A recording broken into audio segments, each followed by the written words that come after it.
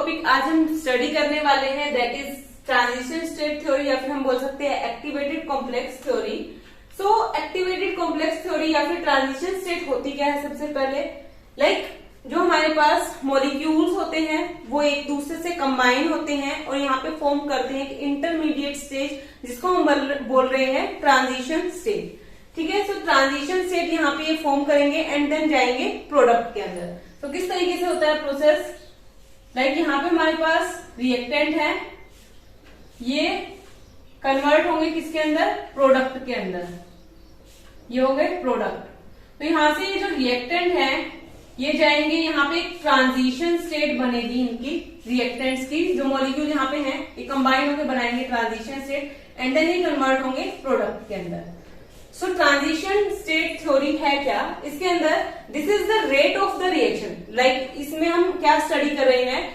किसी भी रिएक्शन का रेट स्टडी कर रहे हैं।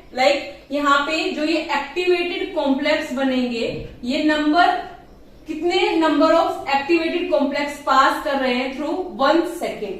ठीक है, तो यहाँ पे ये हम स्टडी करने वाले हैं, रिएक्शन रेट स्टडी करने वाले हैं किसका? एक्टिवेटेड कॉम्प्लेक्स का। सो according to transition state theory, the reaction rate is the number of activated complex passes through 1 second over the top of the potential barrier. So इसको हम क्या बोल सकते हैं? Potential barrier. So the activated complex जो होते हैं हमारे पास वो स्टेबल नहीं होते हैं, हाईली अनस्टेबल होते हैं और इनका जो ये डिस्टेंस होता है, जो पोटेंशियल बैरियर होता है that is maximum. Now we are moving on to the postulates of transition state theory. TS means transition state, इसको मैंने शॉर्ट फॉर्म में लिख दिया TS। Alright, so first postulate ये है हमारे पास सबसे पहले क्या होगा? मॉलिक्यूल्स एक दूसरे के पास आएंगे, कंबाइन होंगे एंड ये क्या फॉर्म करेंगे? ट्रांजिशन स्टेट बनाएंगे। किस तरीके से बनाएंगे? यहाँ पे चेंज होगा इनकी बॉन्ड डिस्टेंस के अंदर या फिर हम बोल सकते हैं इनकी जो एनर्जी होगी वो चेंज होगी, तब हमारे पास यहाँ पे क्या बनेंगे? एक्टिवेटेड कॉम्प्लेक्स बनेंगे। तो किस तरीके से बनेंगे? हमारे पास यहाँ पे A B B B B, ठीक है, इस तरीके से हमारे पास कोई भी एक मॉलिक्यूल प्रेजेंट है, हमने कंसीडर कर लिया इस तरीके का। L is a leaving group. ठीक है, सो ये यहां से जाने वाला है। अब हमारे पास एक मॉलिक्यूल आया जो कि इसके ऊपर रिएक्ट कर रहा है, तो यहाँ पे हमारे पास क्या बनेगी? ट्रांजिशन स्टेट बनेगी। इसने अटैक किया, यहां से किया, ठीक है, तो अब क्या हुआ? ये जो हमारे पास मॉलिक्यूल था ए, यहाँ पे आ जाएगा B B and there is B and then हम शो करते हैं जो हमारे पास लिविंग ग्रुप है ये निकलने वाला है, ये पार्शियली बॉन्डेड दिखाते हैं एंड ये जो वाई है हमारे पास इस तरीके से पार्शियली बॉन्डेड दिखा दिया। ये वाला जो है बॉन्ड फॉर्म हो रहा है एंड ये वाला जो लिविंग ग्रुप वाला जो बॉन्ड बना हुआ था ये क्या हो रहा है? ब्रेक हो रहा है। तो इस तरीके से हमारे पास क्या बनती है? Transition state. तो यहाँ पे कॉन्टिन्यूस क्या हो रहा है? चेंज हो रहा है बॉन्ड डिस्टेंस के अंदर एंड जो बॉन्ड डिस्टेंस थी यहाँ पे उसके अंदर चेंज हो रहा है एंड जो हमारे पास स्टार्टिंग में एनर्जी थी और जो बाद में एनर्जी होगी उसमें क्या हो रहा है? चेंज हो रहा है। ठीक है, सो ये हो गया हमारे पास फर्स्ट पोस्टुलेट। सेकेंड पोस्टुलेट ये है the reactant molecule are change into intermediate, these are called activated complex या फिर ट्रांजिशन स्टेट। ये हमारे पास एक बीच की स्टेट बनी है। ठीक है, क्या हुआ है? ये हमारे पास रिएक्टेंट थे, इन्होंने दोनों ने कंबाइन किया और बन गई ट्रांजिशन स्टेट एंड देन हमको क्या मिलेगी? यहाँ पे प्रोडक्ट। ठीक है, तो ये हमारे पास इंटरमीडिएट स्टेज है। इसको इंटरमीडिएट कहना ज्यादा ठीक नहीं होगा, इसको हम कहेंगे एक्टिवेटेड कॉम्प्लेक्स या फिर transition state. Okay, now the third postulate is the activated molecules may be formed by the loss of association and bonding of reactant molecule with rearrangement of valence bond and energy. इसमें हमने देखा यहाँ पे क्या हो रहा था? या तो बॉन्ड का डिसोसिएशन हो रहा है या फिर एसोसिएशन हो रहा है। मतलब यहाँ पे क्या हो रहा है? बॉन्ड का फॉर्मेशन भी हो रहा है, बॉन्ड ब्रेक भी हो रहा है एंड यहाँ पे क्या हो रहा है? चेंज हो रहा है किसके अंदर? वैलेंस बॉन्ड के अंदर और एनर्जी के अंदर। तो इसीलिए इसको हम क्या बोलेंगे? Transition state theory. तो ये था हमारा third postulate. Fourth postulate is, अगर यहाँ पे हमने यहाँ पे क्या कंसीडर किए हैं? 2 मॉलिक्यूल कंसीडर किए। First is this reactant, second is this. यहाँ पे हम सिंगल मोलिकुलर रिएक्टेंट भी ले सकते हैं, एक सिंगल मॉलिक्यूल भी ले सकते हैं जिसके अंदर भी रीअरेंजमेंट हो सकती है। तो इस यूनिमोलिकुलर के अंदर क्या होगा?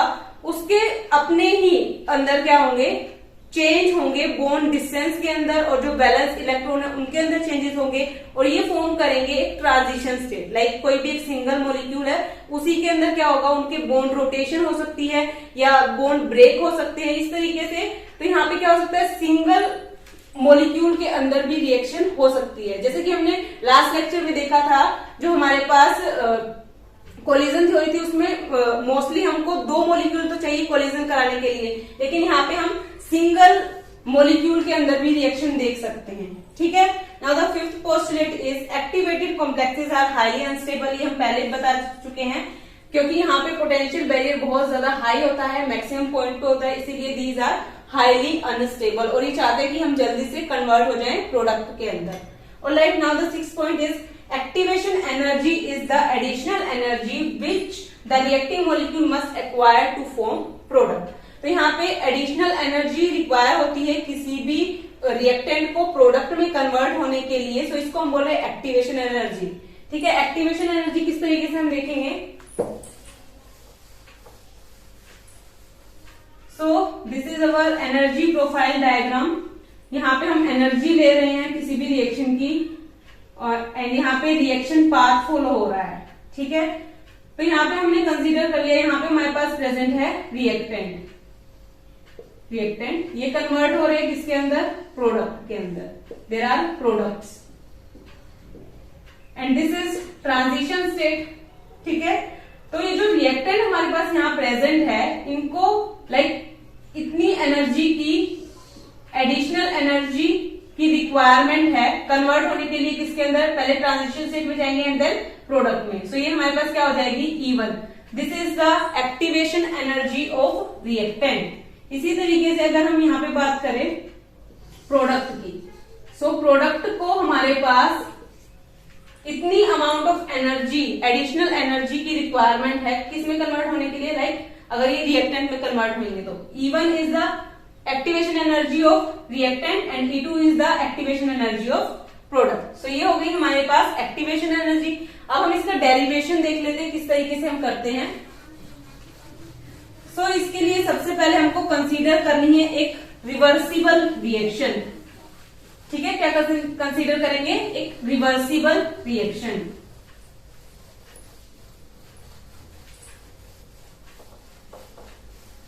सो एक सिंपल सी रिएक्शन हम कंसीडर कर लेते हैं, A+B they gives product. Like simply हम किस तरीके से लेते हैं, A+B, इसको हमने डायरेक्ट दिखा दिया, दे गिव्स प्रोडक्ट।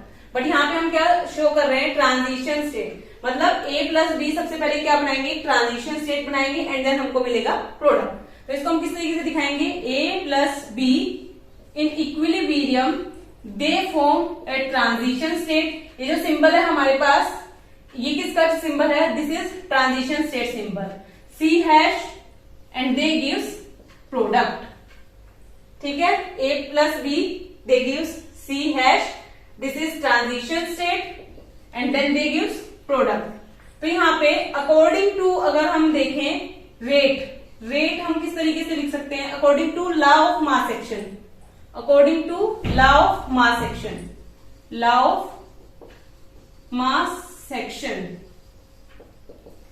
ठीक है। तो हम किस तरीके से लिखेंगे, लाइक यहाँ पे हमने रेट मान लिया है K है। ठीक है। So K is equals to, like transition state लेंगे सबसे पहले, लाइक जिस तरीके से हम लिखते थे प्रोडक्ट बाय रिएक्टेंट, सो इसी तरीके से transition state by reactant. So A concentration of A, concentration of B, और इसको हम किस तरीके से लिख सकते हैं, K is equals to C# divided by concentration of Na, concentration of Nb, like number of molecules of Na या number of molecules of B, इस तरीके से हम ले सकते हैं। ठीक है। तो यहाँ से हम C# की वैल्यू निकाल लेते हैं। C# हमारे पास यहाँ पे क्या आ जाएगा, इन दोनों को हम इधर ले जाते हैं, K into Na into Nb। तो ये C# की वैल्यू आ गई। अगर हम अकॉर्डिंग टू कंसंट्रेशन चेंज देखें dx/dt, this is directly proportional to C#, ये आ जाएगा हमारे पास C#। तो यहां से हम क्या करेंगे, इसको सॉल्व कर सकते हैं, dx/dt किसके इक्वल आ जाएगा हमारे पास, ये प्रोपोर्शनल साइन अगर रिमूव करेंगे तो यहाँ पे हमारे पास आएगा एक कांस्टेंट जिसको हम ले रहे हैं m c हैश, एंड ये जो m है that is equals to m is equals to RT by n nought h. R is a gas constant and T is a absolute temperature. N naught is Avogadro constant that has value 6.023 into 10 to power 23. ठीक है, and H is Planck's constant. Alright, so ये हो गई हमारे पास m की value. इसको हम मान लेते हैं equation number 2. This is equation number 1. ठीक है, ये हमारे पास इक्वेशन नंबर 2 हो गई. इसी तरीके से अगर हम number of moles of A and B के लिए अगर इक्वेशन लिखना चाहें, rate of change of concentration with time, this is equals to K. Like अब हम किसके लिए लिख रहे हैं? A एंड B के लिए. सो NA इंटू NB इस तरीके से लिख सकते हैं. ये हो गई हमारे पास इक्वेशन नंबर 3. अभी जो इक्वेशन नंबर 2 एंड 3 है, दोनों को क्या कर सकते हैं हम? कंपेयर, क्योंकि लेफ्ट हैंड साइड इक्वल है. सो हमारे पास M C hash this is equal to K N A into N B. ठीक है, ये आ गई वैल्यू. तो यहां से हम किसकी वैल्यू निकाल लेते हैं? सी के की वैल्यू निकाल सकते हैं यहां से हम. सो के की वैल्यू हमारे पास क्या आ जाएगी? K is equals to N A, sorry K की वैल्यू निकालनी ना, तो ये इसके नीचे चला जाएगा. M C hash divided by K N A N B ठीक है. सो ये हमारे पास वैल्यू आ गई किसकी? C dash by N A into N B. अब ये आ गई हमारे पास के की वैल्यू. इसको हम इक्वेशन ले लेते हैं, कौन सी? 4th. ठीक है, एंड यहाँ पे ये जो हमारे पास वैल्यू होगी ये किसकी होगी? के हैश की होगी, बिकॉज यहाँ पे हमने किसके लिए लिया है? ट्रांजिशन स्टेट के लिए. तो ये हमारे पास के हैश की वैल्यू हो गई. तो के हैश की वैल्यू हमारे पास क्या है? C hash by N A N B. So इस इक्वेशन को हम पुट कर देंगे इक्वेशन नंबर 4 में यूजिंग इक्वेशन नंबर 1. सो ये वाली वैल्यू किसकी है? के हैश की. सो के हमारे पास क्या आ जाएगा? इसको हम ले लेते हैं सिंपल के, लाइक स्मॉल के को हम के से रिप्रेजेंट कर रहे हैं. ठीक है, K is equals to M C hash by N A N B. C hash by N A N B किसकी इक्वल है? K hash की. ठीक है, सो ये आई है हमारे पास इक्वेशन 5. इसको हम यहां पे लिख लेते हैं. K is equals to M into K hash and M हमारे पास क्या है? RT by N nought H. ठीक है, अब हमको क्या करना है? यहाँ पे जो K हैश है इसकी वैल्यू फाइंड आउट करनी, क्योंकि M की वैल्यू हमको पता है. M is RT by N nought H. ठीक है, सो ये वैल्यू हमको फाइंड आउट करनी है. और आप इसको स्मॉल के भी ले सकते हैं, क्योंकि हम रेट निकाल रहे हैं, तो आप कैपिटल भी ले सकते हैं, स्मॉल भी ले सकते हैं. ठीक है, हम स्मॉल ही ले लेते हैं क्योंकि हमने स्मॉल ही लिया है. ठीक है, ओके. सो अब हमको क्या निकालना है? K हैश की वैल्यू. K हैश की वैल्यू निकालने के लिए हम क्या करेंगे? लाइक हमने स्टडी किया हुआ है क्या? थर्मोडायनेमिक्स के अंदर Gibbs Helmholtz equation. So that is delta G is equals to delta H minus T delta S. ये हमारे पास इक्वेशन होती है सिंपली. लेकिन अगर हम यहाँ पे ले रहे हैं किसके लिए? ट्रांजिशन स्टेट के लिए, तो हम यहाँ पे किस तरीके से लिखेंगे? Delta G hash this is equals to delta H hash minus T delta S hash. So this is equation number 6. तो ये तो हो गई गिब्स हेल्महोल्ट्ज इक्वेशन. इसी तरीके से वॉन हॉफ इक्वेशन लेते हैं हम. वॉन हॉफ इक्वेशन, सो उसको किस तरीके से लिखेंगे? डेल्टा जी हमारे पास क्या होती है? Delta G is equal to minus RT ln K ये होती है. अब इसको हम किस में कन्वर्ट कर लेंगे? इसको हम कर लेंगे एक्टिवेटेड कॉम्प्लेक्स थ्योरी के according. Delta G hash is equal to minus RT ln K hash. तो ये जो इक्वेशन नंबर 6 एंड 7 आई है, इसको हम क्या कर लेंगे? इक्वेट कर लेंगे एंड वैल्यू किसकी निकालेंगे? के हैश की. सो के हैश की वैल्यू निकालने के लिए हमने ये दोनों इक्वेशन कंसीडर किए ताकि हम रेट निकाल सके ट्रांजिशन स्टेट थ्योरी का. ओके, सो ये वाली इक्वेशन हम यहां लिख लेते हैं. Delta H hash minus T delta S hash this is equals to, कौन सी कंपेयर कर रहे हैं? 6 एंड 7 कंपेयर कर रहे हैं। So this is equal to minus RT ln K hash, ln K hash. Okay, अब हम क्या कर रहे हैं, यहां से माइनस कॉमन ले लेते हैं। माइनस अगर हम कॉमन लेंगे तो ये वाली टर्म आगे आ जाएगी, T delta S minus delta H hash, this is equal to minus RT ln K hash. ठीक है, माइनस से माइनस यहाँ पे कैंसिल आउट हो जाएगा। सो यहाँ पे क्या आ जाएगा, T delta S minus delta H hash, this is equals to RT ln K। अब हम ln K हैश की वैल्यू निकाल लेते हैं। सो ln K हैश इसको निकाल रहे हैं। सो RT क्या हो जाएगा, इसके डिवाइड में चला जाएगा। This is equals to T delta S hash minus delta H hash divided by RT। इसको हम सेपरेट कर सकते हैं, सो सेपरेट कर लेते हैं। So ln K hash this is equals to T delta S hash by RT minus delta H hash by RT। ठीक है, यहाँ पे T से T कैंसिल आउट हो जाएगा। Then ln K hash this is equal to delta S by R minus delta H hash by RT। So ये तो value आ गई किसकी हमारे पास, ln K हैश की। अब हमको किसकी वैल्यू चाहिए, K हैश की। सो ln को अगर हमको हटाना है, log को अगर हमको हटाना है, तो हम क्या करते हैं, यहाँ पे इसको चेंज कर देते हैं एक्सपोनेंशियल टर्म में। ln और e क्या होते हैं, एक दूसरे से कैंसिल आउट हो जाते हैं। सो हम क्या करेंगे, e ले लेंगे। ठीक है, तो यहाँ पे तो आ जाएगा हमारे पास k हैश। ये जो हमारे पास e की एक्सपोनेंट के अंदर लेते हैं, सो ये क्या होती है, पावर बन जाती है।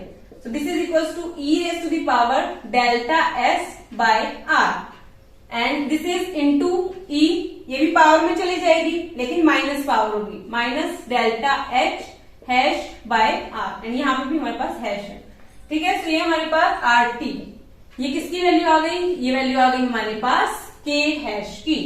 K हैश की वैल्यू हम पुट करेंगे, ये वाली जो हमारे पास इक्वेशन थी जिसके अंदर हम निकाल रहे थे K की value. K is rate constant, हम निकाल रहे थे रेट ऑफ अ रिएक्शन जिसमें हमारे पास क्या हो रहा है, एक्टिवेटेड कॉम्प्लेक्स पास हो रहे हैं through transition state. So K is equal to m K hash. तो सबसे पहले हम m की वैल्यू पुट कर देते हैं, that is RT by n nought H into K hash की वैल्यू है हमारे पास E delta S hash by R into E raise to the power minus delta H hash by RT। ठीक है, सो ये आ गई हमारे पास फाइनल इक्वेशन जिसके अंदर हम रेट निकाल रहे हैं किसका, ट्रांजिशन स्टेट थ्योरी का। ऑलराइट, सो ये था आज का हमारा टॉपिक। होप ये आपको समझ आया होगा। अगर समझ में आया तो hit the like button, share with your friend and subscribe to my channel. और अगर कोई भी डाउट है आपको इस टॉपिक से रिलेटेड तो आप कमेंट कर सकते हैं। So thank you so much.